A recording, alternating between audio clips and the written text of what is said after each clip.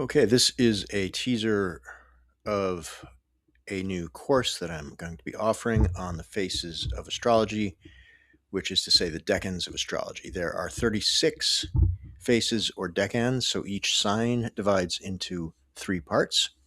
And I find this to be the most revealing and the most, perhaps the most granular form of astrology that really holds a lot of meaning. There are other techniques which I will probably offer classes on, including the bounds and terms, but they're a little bit more vague. This particular technique has traditional imagery, plus the various tarot cards that are associated with each of the decans. The minor arcana. Each of the minor arcana cards correlates to a decan, and there are um, major arcana cards that are correlative to each of the signs. So today we'll be looking at the faces of Gemini. I'm going to be doing Gemini 1.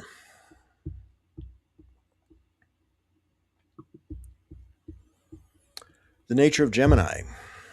According to Avidius Valens, quote, Gemini is male, bicorporeal, articulate, the house of Mercury, upward trending, celestial, feminizing, freed man, sterile, public.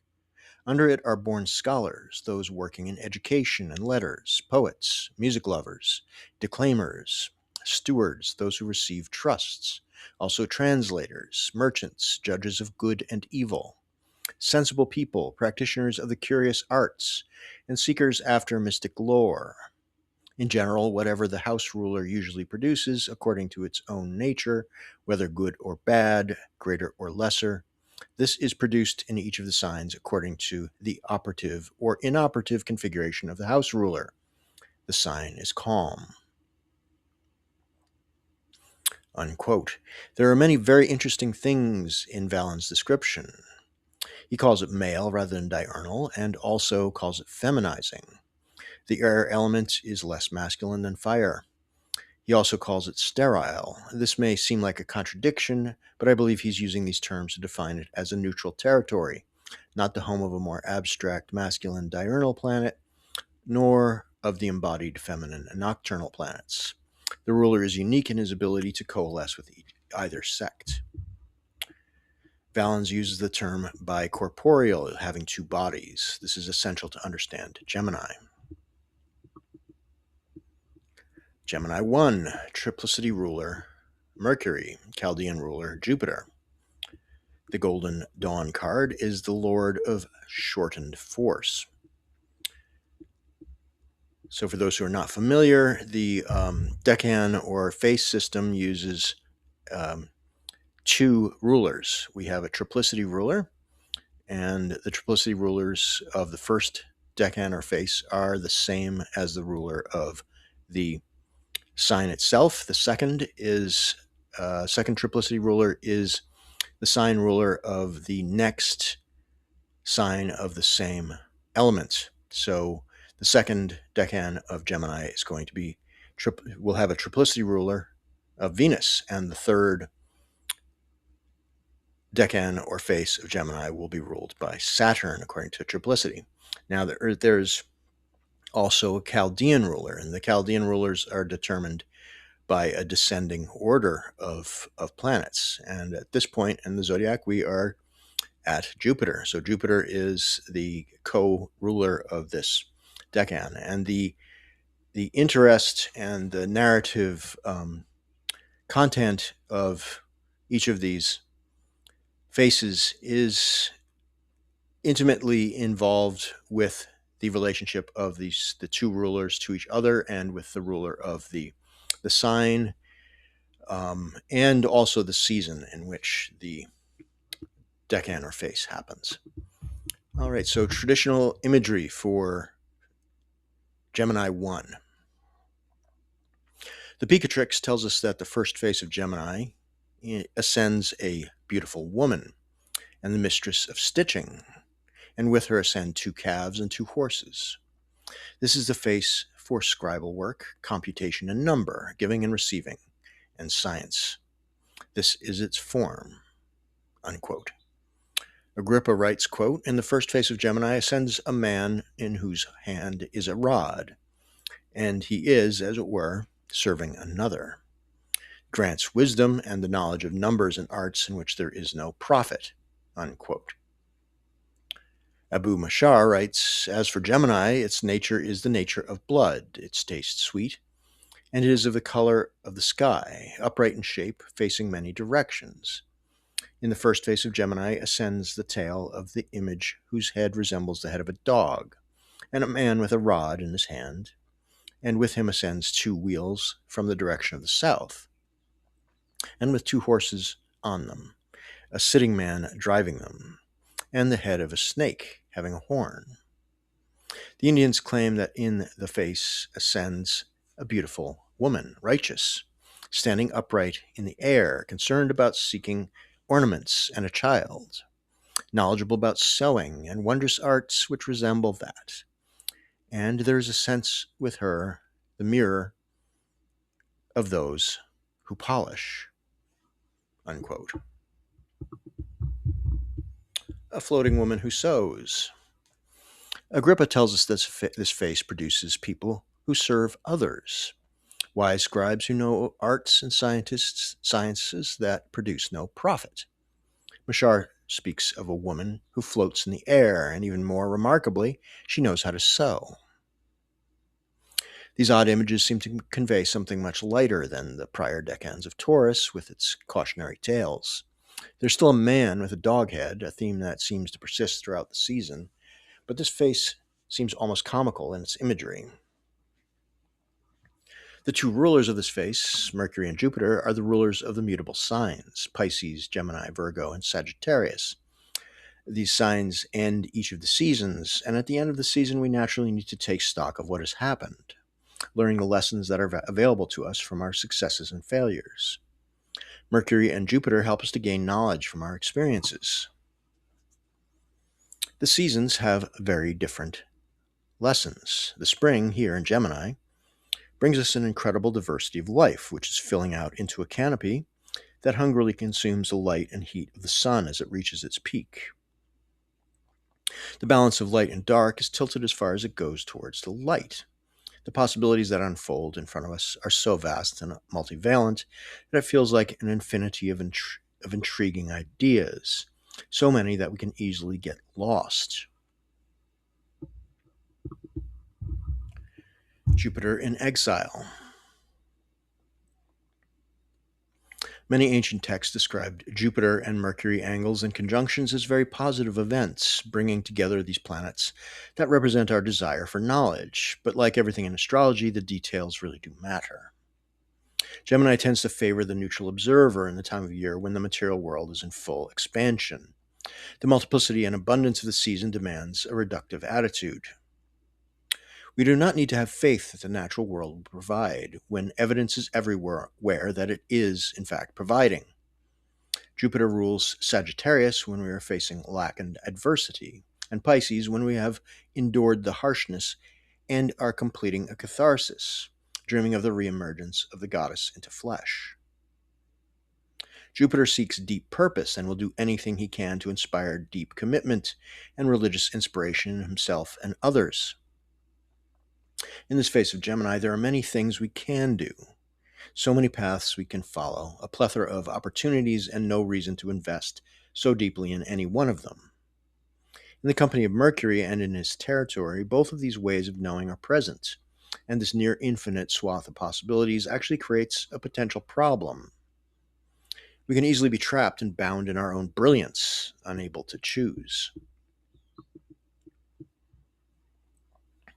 The Mercurial Dilemma. In the first face of any sign, triplicity rulership is granted of that face to the ruler of that sign. Like the cardinal sign of any season, this face asserts the energy of the sign. Mercury is powerful here and is prepared to navigate the pitfalls of the situation, but this can lead down rabbit holes, and we may wind up floating in the air and sewing, or deeply invested in arts and sciences that yield no profit. Mercury is a messenger, a merchant, a scientist, a scholar, a thief.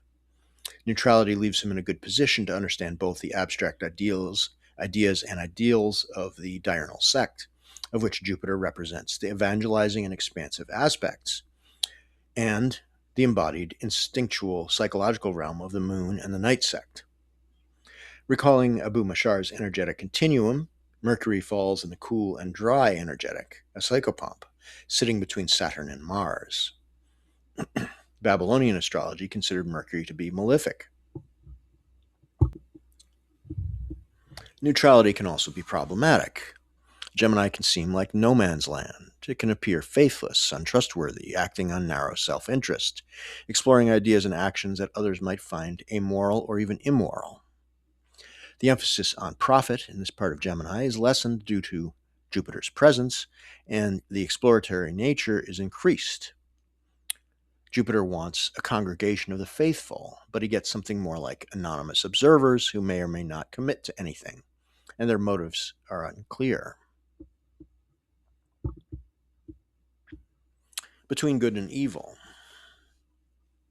Austin Coppock chose the apple as a symbol of his face, a reference to the apple that grows on the tree of knowledge in the Garden of Eden.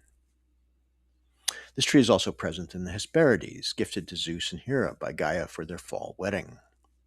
This is the pomegranate that Hades offers to Persephone, a foreshadowing of what is to come in Libra, when Venus enters her dominion with the exalted Saturn, the first contract, which is marriage. This is the cautionary tale of the first face of Gemini. The mercurial attitude allows for experimentation and exploration of territories that may yield benefit, but along these paths are dangers, temptations that are atavistic and play upon our instinctual nature in ways that can lead to debauchery and even addiction.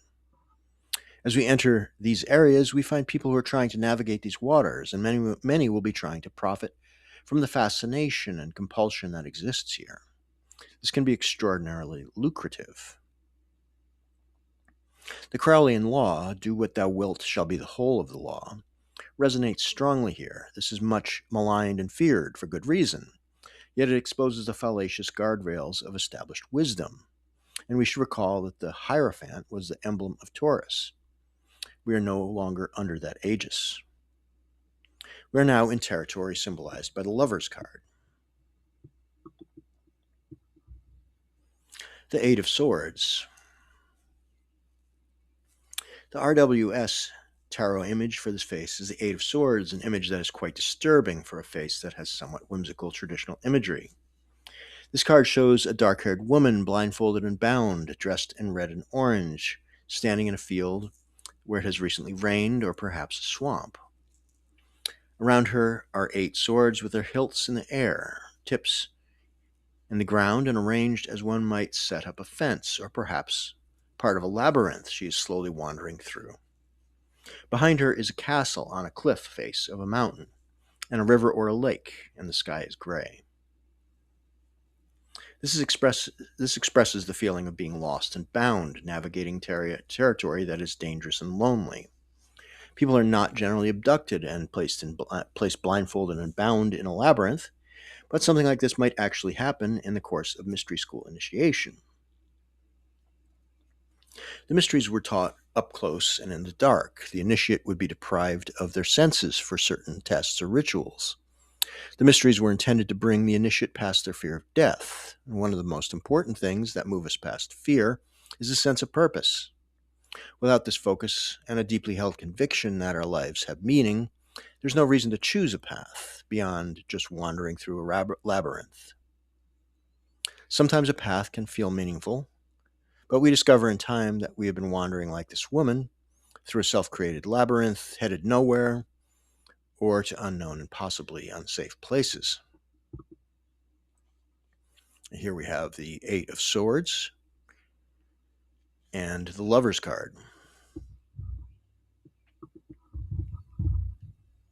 The Lovers, the major arcana card associated with Gemini, is Lovers card number 6.